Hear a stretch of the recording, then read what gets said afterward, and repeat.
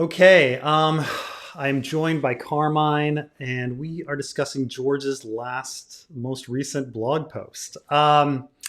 So yeah, Carmine, this was quite a quite a venting that George did here. What? Before you get into this, Yeah. of course, I put this out on social media, my thoughts and whatnot before I did a video. And of Mm. course, immediately, he's doing this because of you and Preston. You guys are always bullying him. He's having a breakdown because of you guys. So apparently, you and I are the root of all evil here when it comes to this. On the next Analyzing Evil, Preston and Carmine, and how we bully this man into having a meltdown, I guess. Which I don't think he's having a meltdown. I know you said that, but I don't think he's having a crisis here. I think he's just being very real, very raw. I mean, I don't know. It's a little bit of both. I don't know if it's a crisis that's any different than most days. It is more honest and real, probably. I think it has elements of things that we all relate to and understand. And I do not think that it has anything to do with us. I don't think George really knows we exist or pays attention to us, but it does seem that No, George no, is 100%. reading Yeah. comment sections of something, whether it be comment sections of YouTube videos or comment sections of Twitter or something. He's reading comment sections of something.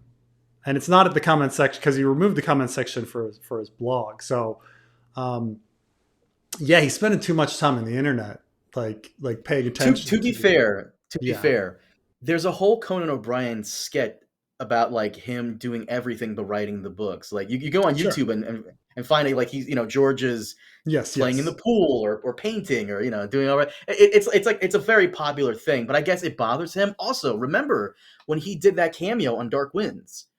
He Yeah. was a little hesitant to do that because he didn't like the joke where it was him and Robert Redford playing chess, and Robert Redford says, "Come on, George, the world is waiting. Make a Yeah. move." So Right. he's very sensitive about this specific topic. I mean, I don't. It's clearly not us because it's not our opinion that he is um, raging against. We have a very different opinion than. I mean, you and I have two different opinions. Like we are not in lockstep on how we feel about things, but neither of our opinions are what he's angry about. But Well, do you yeah, mind if I give you real quick one of the criticisms I got that I think is just people either misremembering or trying hard to find the boogeyman? Do you mind, real quick? okay, okay, Someone said to me, Carmine, I love you, but I'm going to give you shit here. You've been one of those vocal fans who have said some of the things George's calling out here, such as he's dying, he doesn't care, he won't finish, he's doing wild cards, etc. Let me just defend, because you've also gotten this too. First off, I don't mm, think you and I have really, at least I can only speak for myself, got into him dying. Have I spoken about it in the past? Sure. But in recent years, I kind of get nervous whenever I see this fucking guy trending. Because I yeah. will Well, immediately in my head, I'm like, oh god, this is it. Oh fuck. here's the thing: is I don't. It's not that he's dying. People, but the thing is in people's old age, they're just not as productive, and their mind kinds, you know, are not as fast. And he fully admits to these sorts of things. He very well could live another 20 years, but that doesn't mean he's going to be a writer for the next 20 years. True, true, true, true. The other So thing here is he doesn't care. I don't really think I've touched on him not care. I don't even believe that's the case. It's just he cares about other things yeah. more. Well, He won't finish let's it. read this really quick, okay? Sure, sure, sure. We'll So go into it. Howard meets Hercules.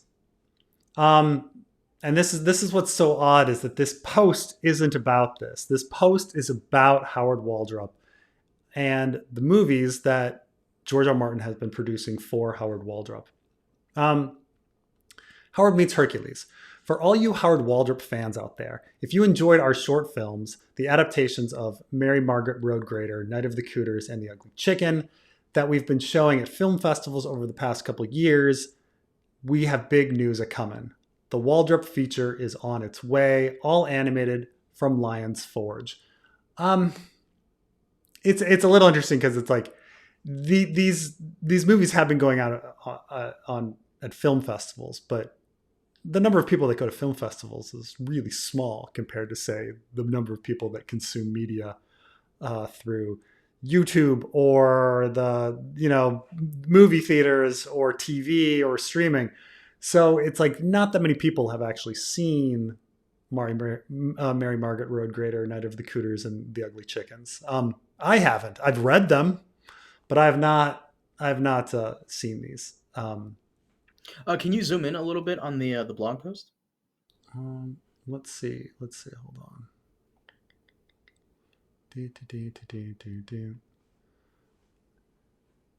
Something happened with. Yeah, let me pause just a second. Okay, there it is, bigger. All right. Cool. I kind of feel bad for George here in the sense where he's using his influence to try and push his best friend's stuff, and I love that. I love that he's doing that. Much respect to him. That's But fine. Yeah. I Yeah. also feel bad because I don't think it's going to get the attention or the eyes on it that he wants. And this is something that happens whenever Mm-hmm. we have on usually smaller creators, because we have fairly bigger channels, a fair bit of a reach. But sometimes when we have on smaller creators, oftentimes they don't see a big bump in their views or No, subscribers no, because. and it goes for anything, even when you're Mhm. switching from one medium to another. Like if I talk about like the number of fans I have and the number of people that watch my videos, and then I'm like, hey, I've got this book coming out. It's not that doesn't translate. It's not like True. every person that likes X in X form is going to suddenly be like, I'm going to check out Y. It's something very different. And so when you're saying like for George to be pushing Howard Waldruff stuff, you got to remember like it's got to be people that are like, well, wait a minute, I really like George R. R. Martin fantasy, I really like Game of Thrones universe, and then saying, well, I really like George's other stuff. Well, that's you're cutting it down real slim. I mean, Right. I've done a poll on my channel about are you a Wild Cards fan, and it was like 1% of my audience, which was amazing because this is like my audience is specifically like in tune to other George R. R. Martin's works. And the fact that like it's 1% and like I think it was a few more percent had like dabbled and looked at it, but like 1% was actually a fan of other And of it's Wild and it's Cards. not even 1%. It's the 1% of people who happen to catch that poll because the Yeah, poll is timed. right. um, who probably are the more avid people and things like that. But here it's like, okay, you've got George, and then he's like stuff that's not Ice and Fire, and then another artist in a different field. Like this is not fantasy literature. These are short stories, science fiction short stories um, that are not fantasy and not George. So like that right there, it's like you are getting you're pulling out a very a fraction of the people interested. I mean, it's like going to, I mean, say say you like a like say your favorite restaurant is a Ethiopian place. It's one thing if you go to one Ethiopian restaurant and the person's like, there's another great Ethiopian place nearby. You should check that out too. You probably would check it out because it's a very similar thing and it's close by. But if they said, hey, if you like this restaurant, there's a great pizza place clear across town, you'd be like, what are you talking about? Like like I came here because I wanted Ethiopian food, and now you're recommending me a pizza place in a completely different part of town. Like you're not going to hit the same people. You're just getting like this random restaurant owner's opinion. Right. Yeah. So you're right that I don't know if it actually translates, but it gets some attention. Certainly gets some attention. I mean, people go to these film festivals and see the stuff. So, but yeah, but if you think like, I mean, even trying to push In the Lost Lands, like that didn't do that. How many people went to see In the Lost Lands? I have no idea, but I know it wasn't that many. The biggest news out of In the Lost Lands is that George was throwing shade at Condal. That was the biggest news from that. Yeah. Um, so In the Lost Lands had a opening of $1 million and has a total gross of $1.87 million. Worldwide, it took in $6 million, which is the international did much better, What but was the budget? I'm gonna guess more than 6 million. Oh man. I mean, that's it's yeah. Look, it and so it was a pretty big flop. I mean, I can let's see if there's an in the book. Oh Jesus! Some people say it cost 55 million. Hmm. God damn. Yeah, that's yeah. So that's like an actual George R. R. Martin fantasy story being adapted, and it didn't garner very much interest. Um, so yeah, I mean, and this is to say nothing of the fact that like Howard Waldrop's stories are quite good. They're different. They're not George. They're very different in style. But yeah. Um, so there it is. There it is. Um, Anyway, a Waldruff feature is on the way, all animated from Lion's Forge. It's an adaptation of Howard's novella, A Dozen Tough Jobs, his take on the 12 labors of Hercules. Joe Lansdale, the sage of Nacogdoches, father of Hap and Leonard, and creator of Bubba Hotep, did the screenplay, and no one could have done it better except maybe Howard his own self. Um, Howard Waldrop, he likes to take things that are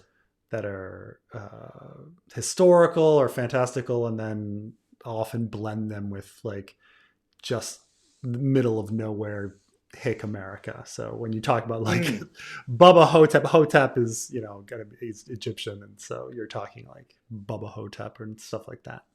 Ugly Chickens, like it's about Mauritius and the dodo, but it's also about middle America and um, the backward nature of middle America and how things have moved on from that from what middle America is. Because Howard Waldrop's from Texas and everything in Texas sucks. So if you've ever been. I'm so glad this is on your channel. I know, I know, I know, I know. Um, no, but what I mean is like if you drive in Texas, it's just I'm joking because like there are a lot of things that are quite charming in Texas, like Austin and the downtown San Antonio, things like that. But like it's also a lot of just highways and barren land, and it doesn't. It's there's a lot of backwards parts of Texas, and that's no secret to anyone. So. I mean, you live in Kansas, Carmine, so you know what I'm talking about. I live in a very nice part of Kansas, so But you've been outside of there. You're yes, like, it's Tornado Alley. yeah. Um, and then we were talking about Howard, Howard Waldrop, and now we have this little aside. Parentheses.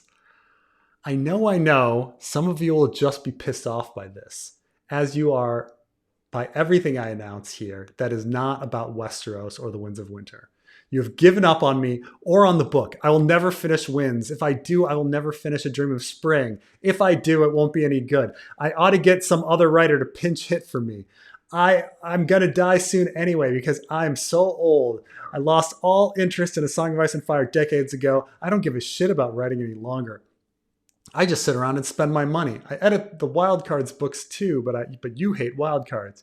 You may hate everything else I've ever written. The Hugo Award winning winners and Hugo losers, A Song for Leah, and Dying of the Light, Sand Kings and Beauty and the Beast, This Tower of Ashes and the Stone City, Old Mars and Old Venus and Rogues and Warriors and Dangerous Women, and all the other anthologies I edited with my friend Gardner Dozios.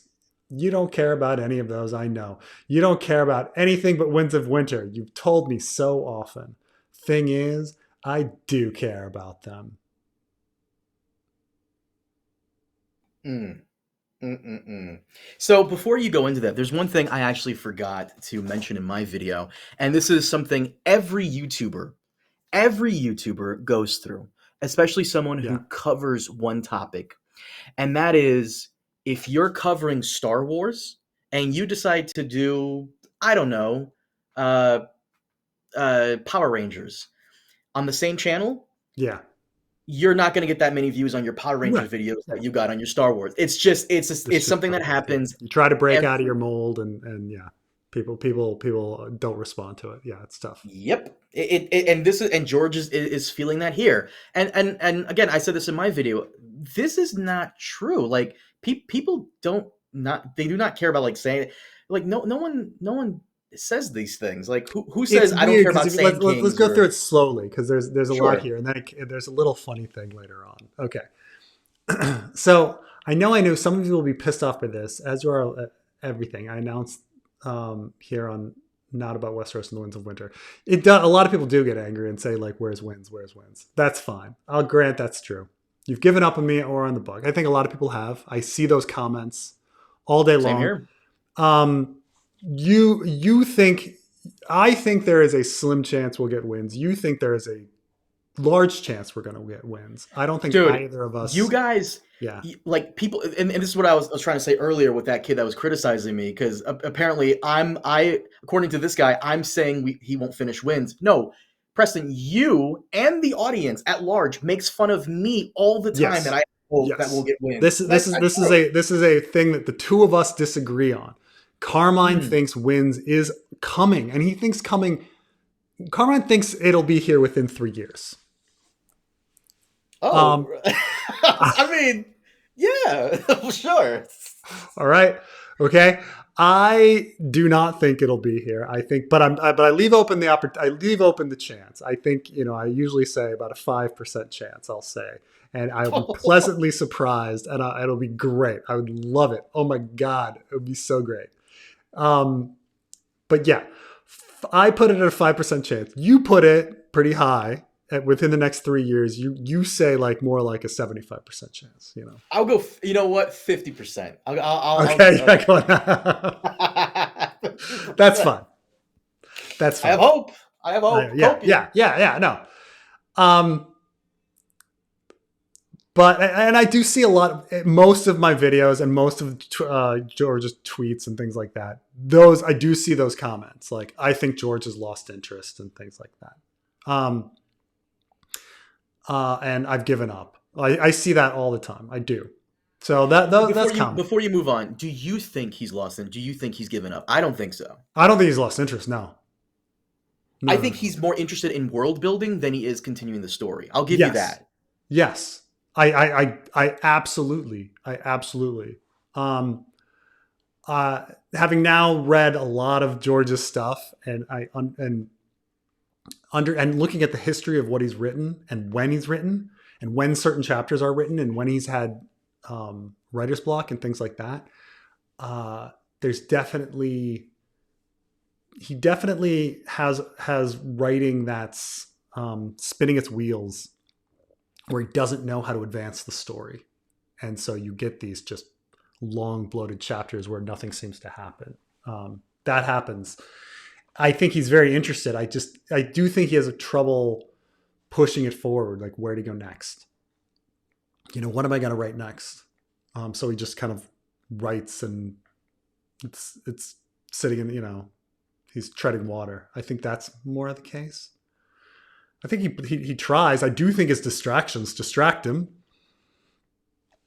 Come on. Of course they do.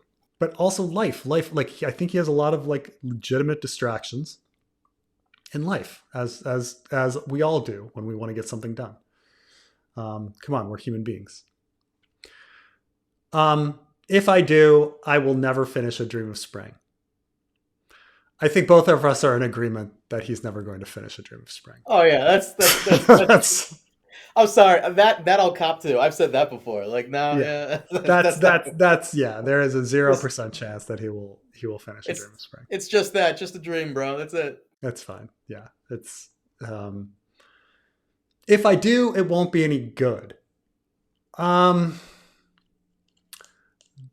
that's a tough one. I think it'll be a great book. I fear that the Winds of Winter will be still an ever expanding plot where the characters aren't moving forward. I'm Hmm. scared of that, but at the same time, I still think it'll be excellent.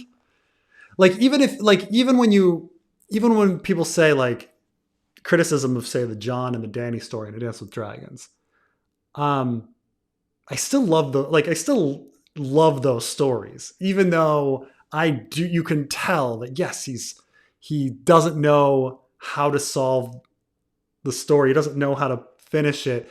And there's just empty chapters.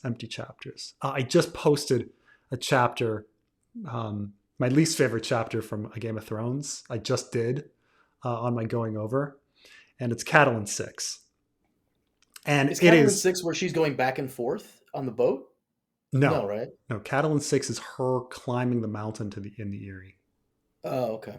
It's just, and it is a incredibly long chapter, like 7,500 words, and it's just descriptions of the mountain for just pages and pages and pages. And you're like, oh my God, what is the point? What is the point of this? It's beautiful. It's beautifully written, but it's just, oh my gosh. It's like my complaint about Tyrion 7 and A Dance with Dragons and him walking through Volantis, and he's just walking through Volantis, describing Volantis. And you're like, what are you doing? What is Tyrion doing? He's just walking around a town, like a city. Like it's very similar to that. And you could say, oh, this is a very important stuff about geography with the case of the gates of the moon and stone and sky and the way stations. No, it's not. It's just there. It is so long. It is so long, the chapter, especially when in a Game of Thrones, when the chapters are relatively short, and to have this huge long chapter that goes nowhere. I mean, it's still so beautiful. And in the grand scheme of things, I like the chapter, but compared to other writing, but like, I do think that like it doesn't go anywhere, and I'm fearful that a lot of the Winds of Winter would be like that, but That's fair. it won't be any good. I think people would just be happy. People were pretty happy with A Dance with Dragons and A Feast for Crows, and there's a lot of But here's the thing. This is what yeah. confuses me about that specific part. Who is saying? I've never encountered any YouTuber, barely anybody in the Yeah, comments say who has said this. If anything, it might be very that line different. is weird. I don't know many people. And the thing is even my criticism there that I've just said, I would say that like it's rare. It's rare for someone to criticize George. And when I do criticize George, people get very angry at me. Of People get course, very, very angry at me when how dare you? when I say that, oh, this sentence is a little clunky, or this is a little weird, or this is a contradiction. They'll be like, no, it's not. It makes complete sense. I was like, it does not make complete sense. Like it just like, like I'll try to explain something. I'm just like, look, Missandei having 4 older brothers that are in the Unsullied, does not make any sense if Unsullied training starts at 5. It doesn't make sense that she would know who they are, and that they were each kidnapped at age 5. Like the Basilic pirates came back like every couple of years and got them, and she somehow remembers them even though she wasn't born yet. Like it's just, no, it doesn't make any fucking sense. It's fine. He was just writing and he didn't think about it. Like it's okay. But when I do make those statements, people get fucking angry. People get angry when I point out something I think is a contradiction, or if I think his writing's clunky. They defend to the end that the quality of George's stuff is up there, is high. The biggest criticisms that I've seen from people that people are kind of willing to accept is like very broad criticisms, like, I feel like the Danny story doesn't go anywhere, or I feel like the John story doesn't go anywhere in A Dance with Dragons. But it's like very abstract stuff like that. People don't tolerate much of the other stuff. People get angry. So I will say that me even saying like I'm fearful that the Winds of Winter will be a lot of treading water, that's kind of a rarity. So maybe this is all directed. Maybe this is directed at people like me. I don't know, I but doubt it. Maybe it's just him in his own head. If yeah. anything, I'm sure Winds of Winter will be very different than his previous works because who's the same person they are now than they were 15 years Oh ago? yeah. You know, I mean, so Dance with Dragons is a very different work from A Feast for Crows, which is a very different work from A Storm of Swords, which is a very different work from A Clash of Kings, which is a very different work from A Game of Thrones. They're different books. Um, yep. the next one, I ought to get some other writer to pinch hit for me. I do All see right. that comment a lot. I see that comment a lot. I'll take that one because I put out a video and in one of my descriptions for a video we did with Trey was me basically saying, look, if you want to retire and go off in the sunset and do whatever you want, please, by all means, go ahead. I would be sad that you would be retiring, but you know what? If that's what makes you happy, do it. I would just ask that you pick a successor. Yeah. That's it.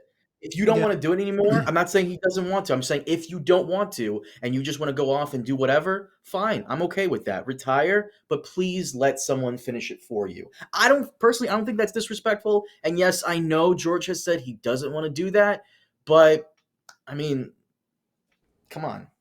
Yeah. I'm going to die soon anyway because I'm so old. It's not it's not really that. It's like, I mean, people do say that all the time. Like, people do say like he's gonna die, he's fat and things like that. That's But fucked up. it's not really that he's gonna die. It's that as you get older, your brain slows down and gets loopy. And you may not die, but it doesn't mean you have that many writing years left. Um, So real quick on this one. There was an interview that Elio did. I talk about it all the time. I got to do a video on this. The host asked Elio what happens if that does happen, and Elio firmly believes that what's been written about Wins will come out one way or another. hmm. So, Like his notes will be released. or other stuff like so. Yeah. It does get brought up, but yeah. Yeah. And then we'll study them like Tolkien's writings, like Christopher Tolkien's, It'd be like the Dead Sea Scrolls, bro. We gotta get all in on this. yeah. Um, I lost all interest in A Song of Ice and Fire decades ago. I don't know, decades. I definitely run into people that say he's lost interest. I definitely see this comment a lot. That he's lost interest and that he wants to do other things. I think you may have said this, that he wants to like enjoy his fame and things like that. Of course, why wouldn't he want to? Yeah, It's like you spend your entire life trying to make it in Hollywood, and you only make it at the very tail end of your life, in the twilight of your life, and you want to yeah, do everything but this. I don't blame him for doing that. God bless him. I don't blame him. yeah. But I don't think he's lost interest. But having interest is not necessarily like writing. So I think he thinks. Yeah, I think he thinks about it every day. I mean, constantly people are asking questions about it. How can he not? How can he not? So yeah, he's interested in it. Lost all interest. Well, and world building is a little different from advancing the story to a conclusion. It's fun, but that's true. It's fun, but like I say, like cattle and climbing the mountain, like it's really great that you're given a beautiful description of stone and sky, but oh my god, like where are you going? I mean, cattle and eventually makes it to the top, but Jesus. it's, I don't give a shit about writing any longer. I just sit around and spend my money. I don't think he spends that much of his money. That's the weird thing, right? Does he spend his money?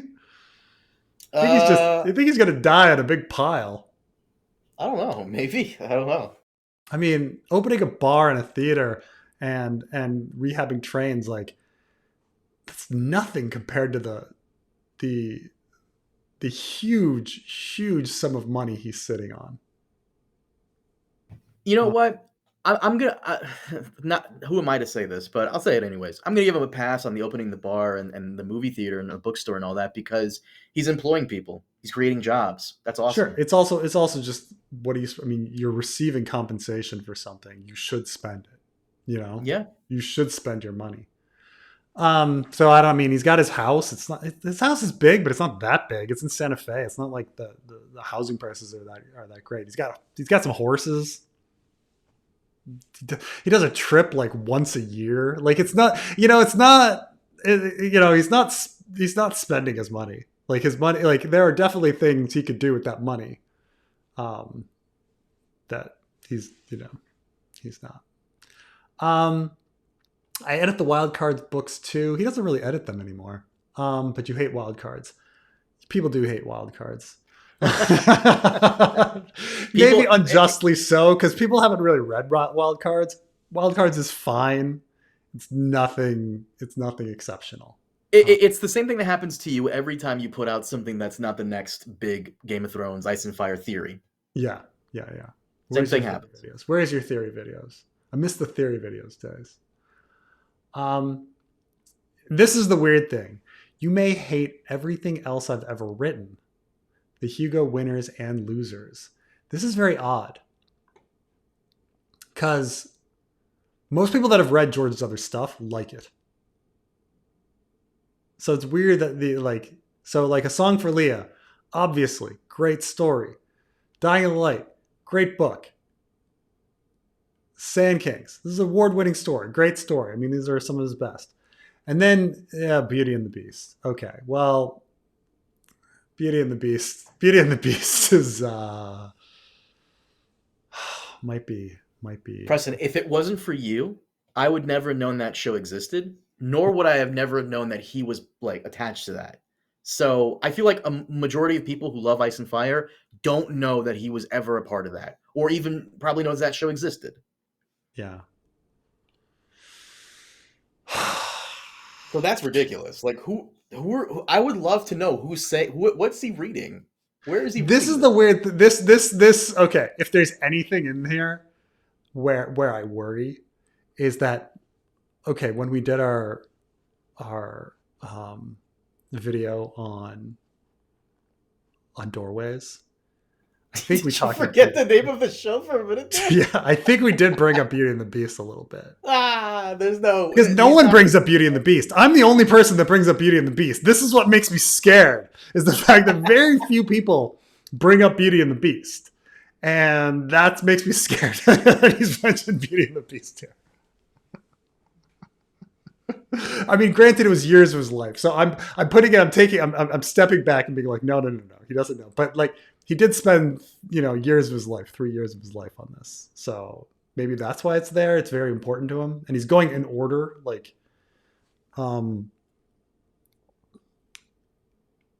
he has This Tower of Ashes and The Stone City. This is before. These are very good stories. This Tower of Ashes and The Old City.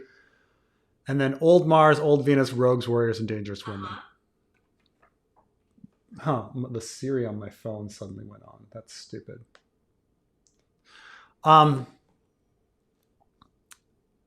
Okay. So, I mean, people definitely read these Rogues, Warriors, and Dangerous Women because they had Westeros in them. So, now he's not even being very consistent. Rogues has the Rogue Prince. Dangerous Women has Princess and the Queen, and Warriors has the Sworn Sword. Yeah. But who doesn't like those? Where is he getting this? Who hates those? I don't know. And all the other anthologies are edited with my friend Gardner Dozios. You don't care about those, I know. You don't care about anything but Winds of Winter. You've told me so often. This is what's very odd. So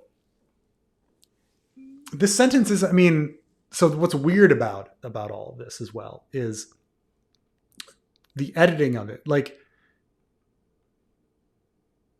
the order is very odd because it's like, is he going chronological? But then he's kind of going chronological, but then he goes back and brings up This Tower of Ashes and The Stone City, which is they're from the 70s as well. So he's like going chronological, like, okay, A Song for Leah is mid 70s. Dying of the Light, he started writing at the late late 70s. Sand Kings won the award, I think, in 1980. So, you could argue that. And then you get to Beauty and the Beast, which is late 80s. But then you're going back to this Tower of Ashes and the Stone City, which is 70s. And then his anthologies aren't really in order either. It's stream of consciousness. Like he's coming up with it and posting it, which is unlike him. Usually, he's very careful with his. I'm sorry, Warriors had the Mystery Night in it, which means it's like last. It's very, it's odd how out of order and jumbled it is. And not on his original premise that they only care about Westeros, because rogues, warriors, and dangerous women are Westeros. You don't care about any of those. I know you don't care about anything but Winds of Winter, and not the Winds of Winter. Just these little things where I'm like, and this is what's kind of funny, because we then go on to the next thing. The thing is I do care about them.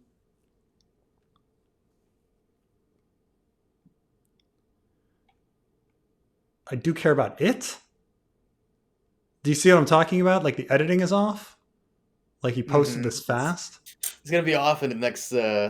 I know. But shouldn't this be the thing? Is I do care about it? He's saying I don't care. Oh, see, here's the thing. Oh man. Okay, you don't care about anything about Winds of Winter. The thing is, it should be, I care about them. It should be, I care about them. You said you don't care. I care about them. The I should be italicized. The do, maybe it would or maybe it wouldn't there, but he doesn't need the do. The do is saying, is going back to the beginning, like you don't care about the Winds of Winter. I do care about it. So it'd be like, I do care about it, or I care about them. Do you see how it's like a little sloppy? I feel as though when he says them, he's talking about all the works he's mentioned. Right, but then it should have been, you don't care about any of those. The thing is, I care about them. Yeah. Right?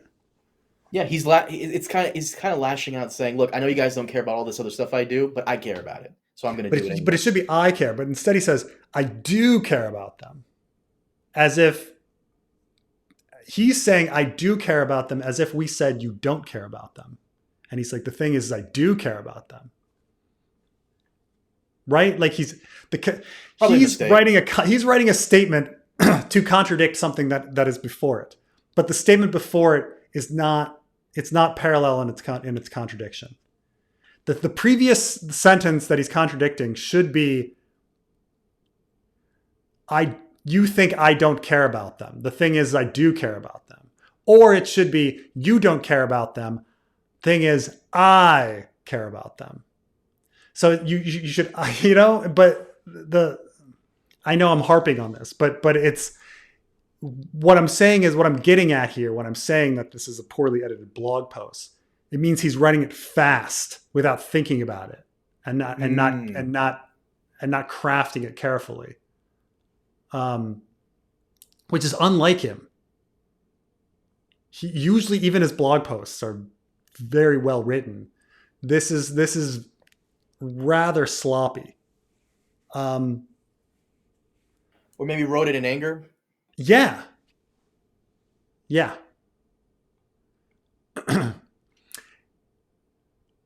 So you are saying, yes, it should be, I care about them. And I care about Westeros and Winds as well. Okay, the Starks and Lannisters and Targaryens, Tyrion and Asha, Dany and Daenerys. Dany and Daenerys are different characters this whole time. New theory. Bro, new theory. Fuck yeah. The dragons and the direwolves, I care about them all. more than you could ever imagine. What do you think he was going to put in there? John and Danny? Tyrion and Asha? I don't know. I don't know. John and And it, Daenerys? what's funny is like it the rant kind of just stops there, and it just goes back to Howard. Like, Yeah. And then all of a sudden, more than you could ever imagine. I loved A Dozen Tough Jobs the first time I read it ages ago. What? Like, where are we? What? Because A Dozen Tough Jobs is up there.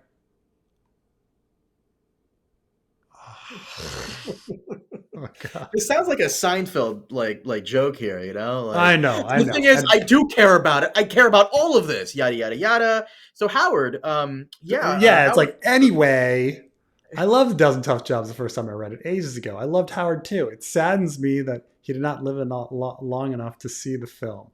I hope we do him justice. How can we not? Hercules, Howard, Joe, Lion's Forge, I wish you could all share my excitement at the prospect of this movie. For those who do, The Hollywood Reporter broke the story.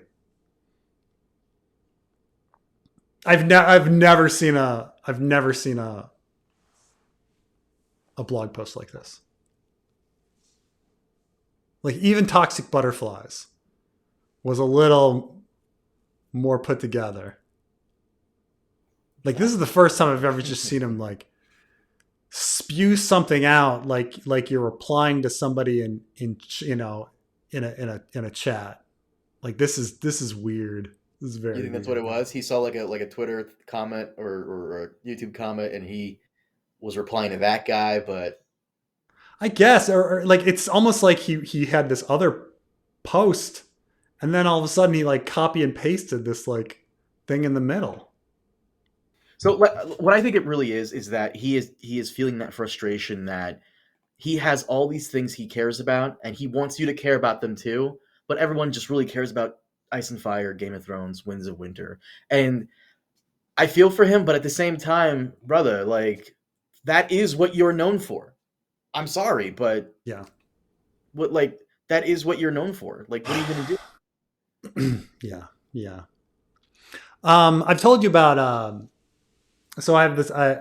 In people have heard this a million times, but like, I had very few friends in high school, but one of my friends went on to be an actor, and his stage name is James Ranson. I know him as PJ, and after he kind of did The Wire and he'd done Generation Kill, I went out with him to a party in Baltimore.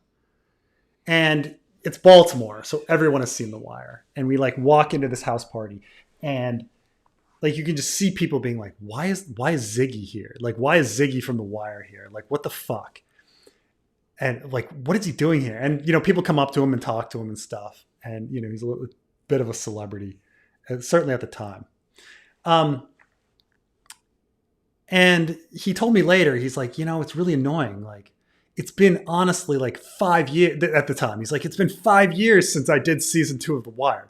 Like, I've done all this other stuff after, and no one knows me for it. No one cares. Like, I've done all this other stuff. And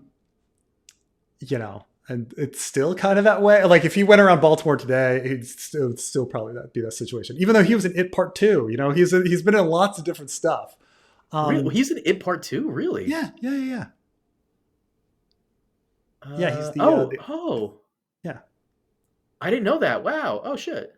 Yeah. But, he gets known for one thing. Oh, you're Ziggy from The Wire. Okay. So, like, who's the guy from Saved by the Bell? Aaron Paul Gosselaar.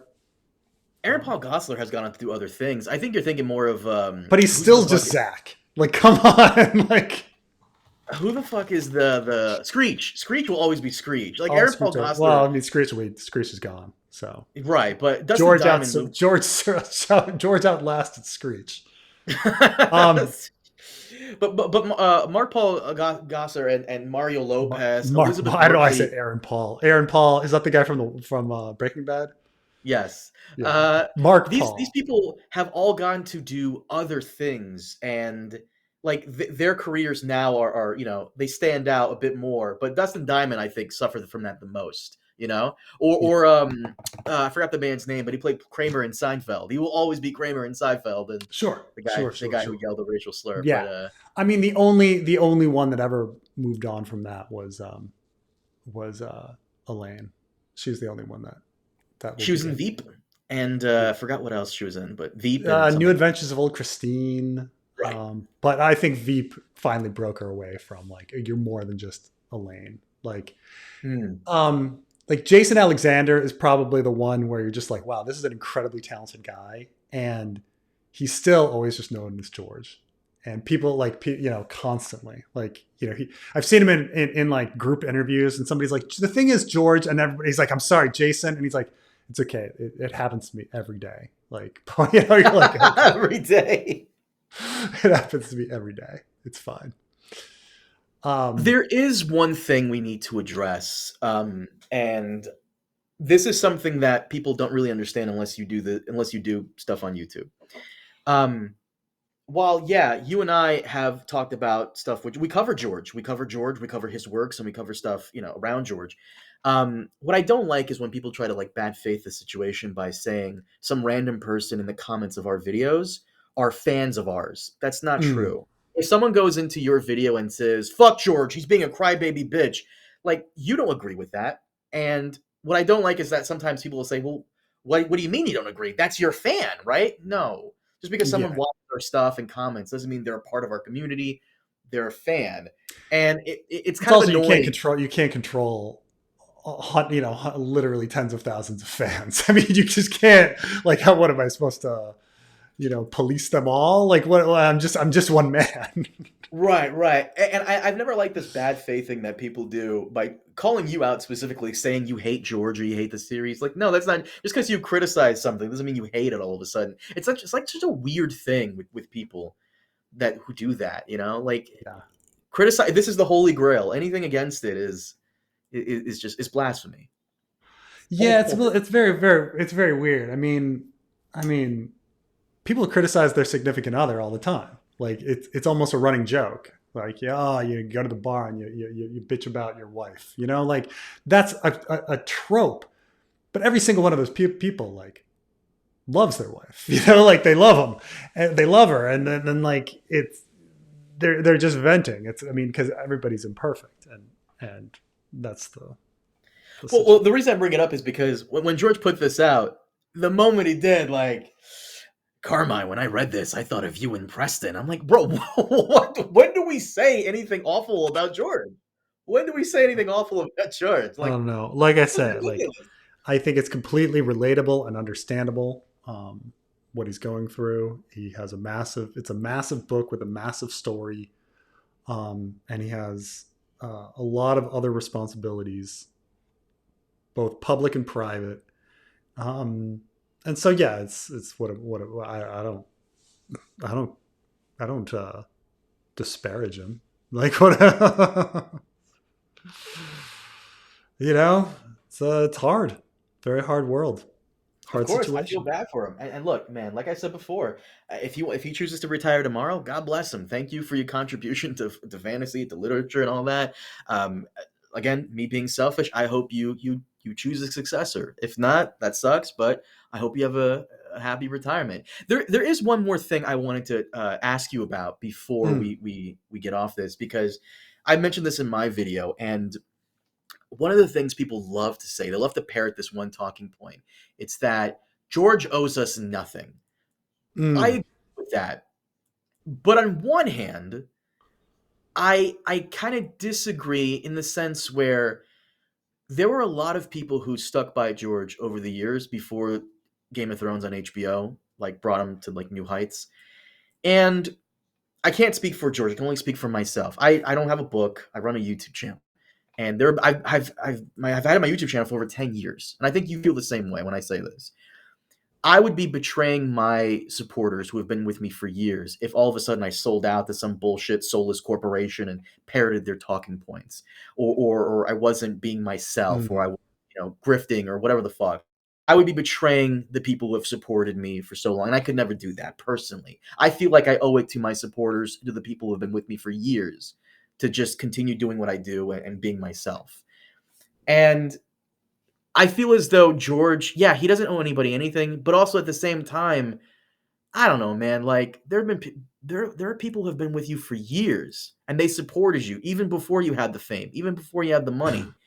Don't you think you owe those people even? He owes Elio. Yeah. Um, here's the way I look at it. Look, like I don't think George owes anyone anything, but at the same time, you don't owe George anything. I mean, Right. so the problem with the George doesn't owe you anything argument is it's trying to curb behavior. If someone wants to disparage George, they have every right to disparage George. If you live in a we don't owe anybody anything like world, so like you don't really have any like criticism of the person criticizing George because they have the right to do whatever they want too because George doesn't they don't owe anything to George, right? So if George doesn't owe anything to them, then they don't owe anything to George, and so the conversation's over, which is fine. That's fine. But the problem is that like people kind of believe like George doesn't owe you anything, but you owe him civility and being nice and all that. And you're like, well, not really, but you know, but okay, do we owe all of us? Do we owe each other the right to be civil? Well, yeah, but then you start saying like, what is socially acceptable? Is it socially acceptable for a writer to write book 5 of 7 and tell everyone that the next one's coming and for it to never come? That's not real. People don't really accept that. Is it socially acceptable to constantly harass somebody? No, that too. So everyone's being socially off. Everyone's making little social faux pas, but at the same time, like, does anyone owe anyone anything? No, it's a dumb argument. It's a dumb conversation. Like, what do you owe? What do you owe anybody? Like, if I bring, okay, there's a random person I'm going to pick a random country. There's a random person in Turkmenistan, named, I don't know, Phil. Not really Phil, but okay. So do you owe Phil in Turkmenistan anything? Does he owe you anything? Like, what's the relationship? What's an average person's relationship with George, and what's George's relationship to them? There isn't any. Like, no one owes anything anyone in that. Like, what are we talking about? Like, I get what you mean, and again, I can only speak for myself, and maybe I'm putting this on George and other people, but I personally like because I run a Patreon, and yeah, I feel bad when I don't put out like at least 1 or 2 Patreon exclusives a month because there are people who support me, yeah. and even though half of the people don't watch it, I can, by the way, fucking see that you guys don't, half of you motherfuckers don't watch it. I feel bad that I don't put something out, even if it's $1. Like, you're supporting me, thank you, and I want to show you my appreciation, and this is what I want to do. So I can only speak for myself, and I don't know, like, yeah, he doesn't owe anybody anything, but at the same time, like, I think he owes his legacy something, right? I mean, all one can say is, if you were in his position, what would you do? Um, how would you behave? That's all I could. That's all I can kind of say.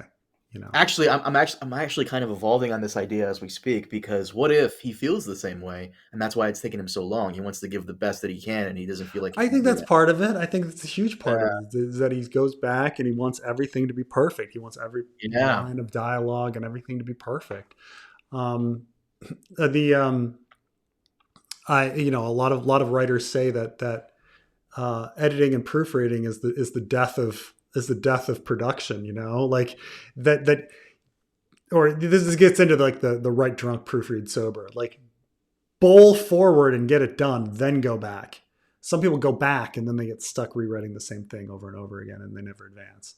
Um, so I think there's a lot of that where you can get stuck in the loop of re-editing and rereading and re-editing. I mean, I know it from my own writing. It's just like Yeah. At some point, Mm. you just gotta put it in. It's got to exist. You know, Mark Harmon once said, "It doesn't have to be perfect. It just has to exist." You know, um, if you want everything, don't let perfection be the enemy of good. You know, so I think that's probably where he is. I think the biggest takeaway from this entire conversation that we spent at least 50 minutes on is when's the next Game of Thrones theory? Like, what are we doing here? What's the next thing? Danny and Daenerys separate. Danny and Daenerys are separate characters, and now we're gonna have to figure out who is Danny and who is Daenerys. You Danny have and no idea how many people bitch and complain about you not doing those theories anymore. Danny and Daenerys. Man, who would have thought? I'm looking at your boy James here. I'm looking at PJ's. He's been in quite a few things. Man, Yeah, he's in a VHS. Oh, nice! I love the VHS series. Wow, he's been in a lot of stuff. Good on him, my man. The It Part Two though, It Chapter Two. I see here he was Eddie Kasprak. yeah. Man, wow. Yeah, it was a big role. He was in the movie Inside Man. He's been in some stuff. But he'll be Ziggy forever. Ziggy forever. Yeah. What's crazy about PJ is that his character from It Part One, the little kid, kind of does look like that. That kind of looks like PJ if he was a kid, maybe. Like look it up, Eddie Kasprak. Look it up. Mm-hmm, mm-hmm. Oh wow, that was a very good casting. It really does look like him. Holy shit. All right. Well, there it is. Oh, jeez, jeez. All right, we talked about this for way too long. Thank you, Carmine, for joining me, and we'll see Of you. course, man. Hey, I can't wait to read your comments on the next Analyzing Evil, I Preston know, I Jacobs. know. The comments on this is going to be crazy. Okay. Oh, Jesus Christ. All right. Okay. Talk to you soon. Bye.